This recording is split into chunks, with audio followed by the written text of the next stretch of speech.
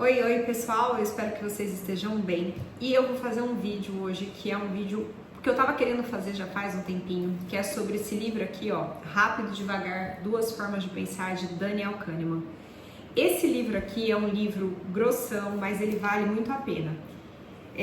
Primeiro eu vou falar para vocês quem que é Daniel Kahneman e aí depois a gente vai conversando sobre o livro. Eu tentei ser o mais concisa possível para trazer um resumo das ideias mais importantes desse livro e como a gente faz para aplicar na nossa vida diária. Então, primeiro eu vou falar de Daniel Kahneman. Ele é um psicólogo e economista, ele ganhou o Prêmio Nobel de Economia por causa desse livro. E é realmente uma obra-prima, embora tenha ganhado o prêmio da economia, porque ele acaba falando bastante sobre tomada de decisão de investidores, né? Ele é economista, é psicólogo, daí ele vai para esse viés psicológico. É um livro que ele ajuda muito a gente na vida prática. Então, eu vou pegar aqui as ideias centrais desse livro e vou fazer uma analogia também para ajudar vocês, e que eu fiz para mim, como aplicar isso na nossa vida diária mesmo, para ajudar a gente na tomada de decisão. Porque quem de nós não tomou decisão e falou alguma coisa e depois a gente falou, gente, por que eu fiz isso? Se eu tivesse pensado um pouco melhor, eu não teria feito dessa maneira, né? Ou por que eu agi dessa maneira e não pensei um pouco melhor? Por que eu me precipitei? Então a gente vai falar um pouquinho disso, né? Então eu dividi, gente, basicamente em 4 partes, tá bom? Então, a primeira parte aqui é a gente entender como ele trata essa questão nossa de tomada de decisão. Então, ele fala que nós temos como se fossem 2 sistemas dentro de nós. O sistema 1, que é aquele sistema de pensamento rápido, que é aquele sistema bem intuitivo e daquelas decisões rápidas que a gente tem que tomar, é aquela coisa que vê muitas vezes aquela superficialidade das coisas, feito de forma automática e intuitiva, emocional, impulsiva, e o sistema 2, que já é aquele sistema que ele chama do sistema devagar, que é o sistema mais analítico, é o sistema que ele vai pensar na lógica, ele vai tomar uma decisão baseada em dados, em informações, fazendo comparativos. Então, basicamente, ele fala desses 2 sistemas, né? E o que ele diz, que deixa muito claro, é que o sistema 1, ele sempre age primeiro e ele influencia o sistema 2. A gente tem muito de que nós, seres humanos, somos seres racionais. E aí a gente já vê que, já se tem falado que na verdade nós somos seres emocionais.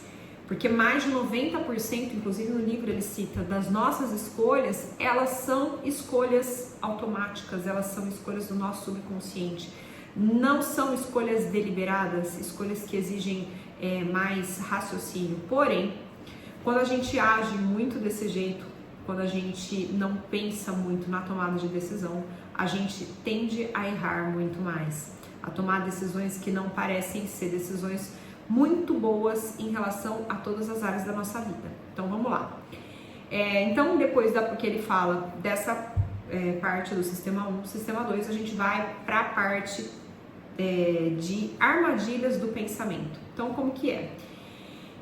Ele fala que, primeiro, a gente tem o viés de confirmação. O que é isso? Quando você acredita numa determinada coisa, você tende a buscar referências que reforcem essa crença sua.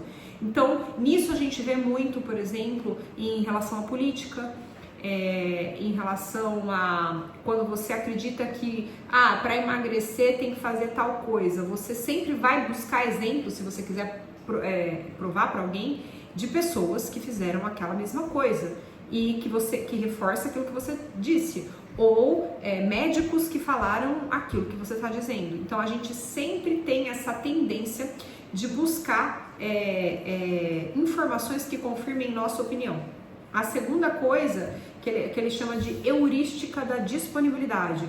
Então, a gente julga a probabilidade de algo acontecer com base no que vem mais facilmente na nossa mente. Então, por exemplo, se você fica vendo muito notícias, se você viu, de repente, muita notícia de assalto na sua região, homicídio, ou coisas boas, que seja pessoas que conseguiram ganhar em determinado jogo, por exemplo, a pessoa fulano de tal, ela fica jogando jogos online, por exemplo, e ela falou que ela ganha bastante, então você fica com aquela tendência, essa heurística da disponibilidade, você tende a acreditar que aquilo é uma coisa mais comum e que acontece com mais frequência do que na realidade acontece.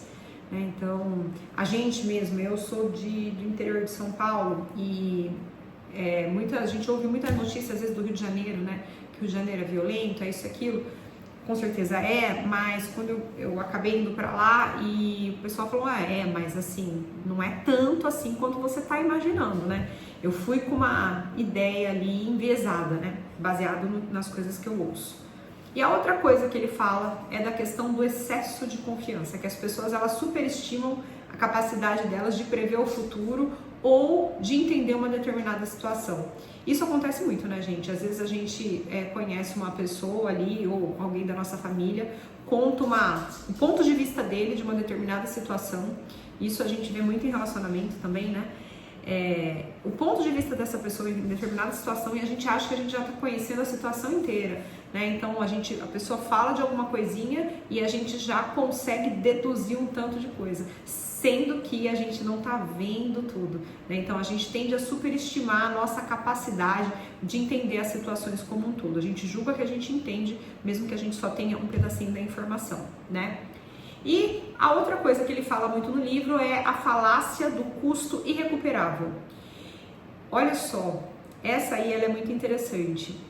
Ela fala, por exemplo, que a gente continua investindo em alguma coisa só porque a gente já gastou bastante tempo e dinheiro nisso. Por exemplo, vou dar um exemplo para vocês. Às vezes a gente está assistindo um filme e é um filme ruim.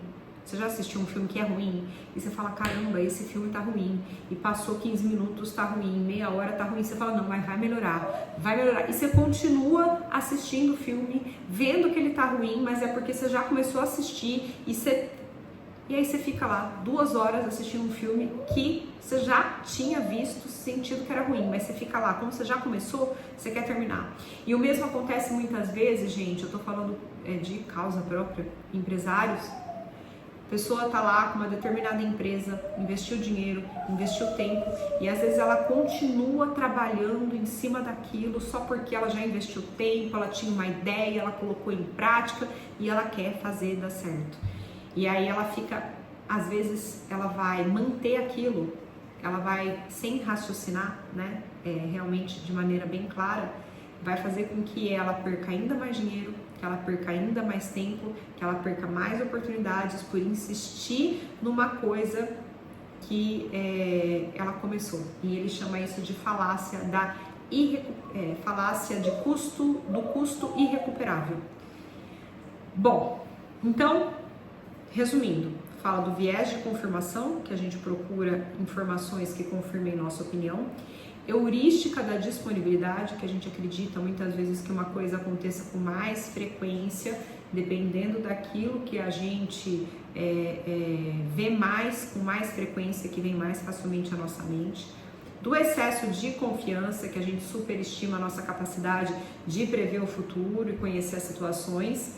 Da falácia do custo irrecuperável, que foi essa última que eu falei, de você acaba investindo tempo, dinheiro, só porque você já começou uma coisa e você fala, nossa, mas se eu parar agora eu vou perder tudo. E às vezes você acaba perdendo mais ainda, né?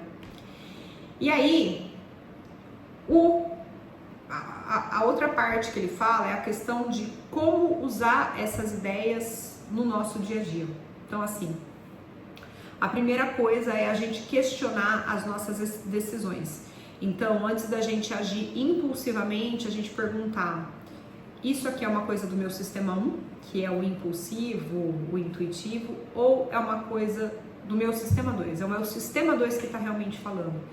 Quando a gente tem clareza disso, isso ajuda muito a gente a tomar a decisão de uma maneira clara, de uma maneira mais racional e menos impulsiva, né? Porque às vezes ele fala inclusive de vários CEOs que eles tomam decisões que, se for analisar todas as estatísticas, são estúpidas e mesmo assim eles tomam, e muitas vezes dá certo, mas muitas vezes dá errado.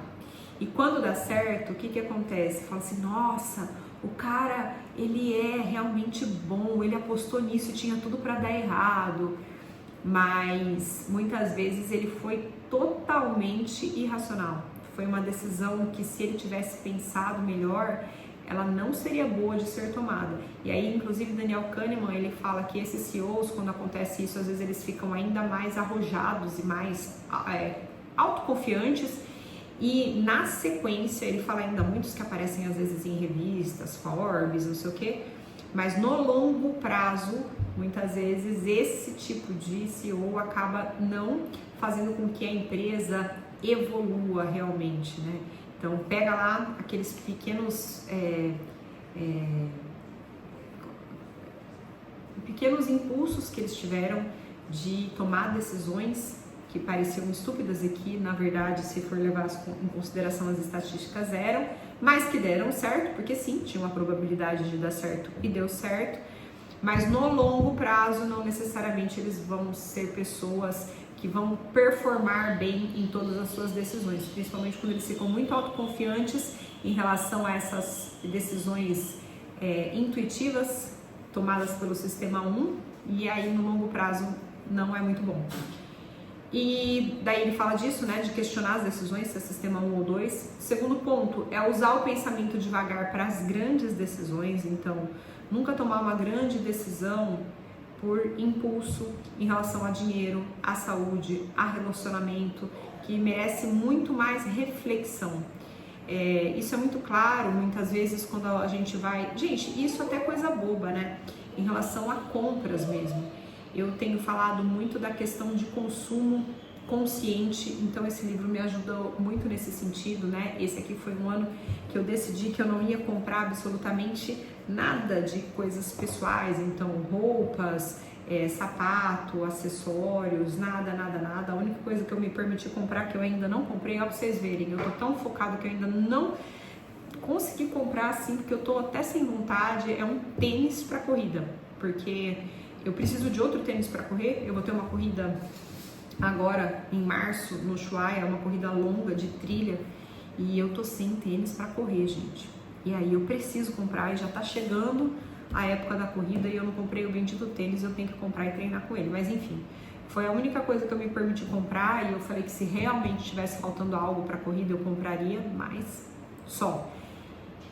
E então a gente conseguir realmente prestar mais atenção na tomada de grandes decisões e tomar muito cuidado com a autoconfiança, né? Ou não com a autoconfiança, mas seria com a confiança excessiva. Então, antes de tomar alguma decisão, sempre buscar feedback, buscar mais opiniões, né? Eu falo assim que, principalmente donos de empresa, eles têm que ter aí um conselho, né? As empresas maiores, né? Empresas pequenas a gente acaba sendo mais difícil, então às vezes trocar ideia com funcionários de mais confiança, cônjuge, isso é importante para que a gente tome decisões certas. Ou eu digo assim, às vezes nem só as pessoas que estão ao redor, assistir vídeos, pegar informações a respeito daquela decisão que você vai tomar, analisar todos os pontos. Eu falo que hoje o ChatGPT é uma ferramenta muito poderosa para ajudar a gente na tomada de decisão, porque a gente pode pedir para ele, a gente pode explicar para ele. Eu tenho usado isso, viu, gente, a situação, e pedir para ele criar perguntas para te ajudar nessa reflexão e nessa tomada de decisão. Gente, é muito bom. Então, quando a gente vai tomar decisões, principalmente que envolvem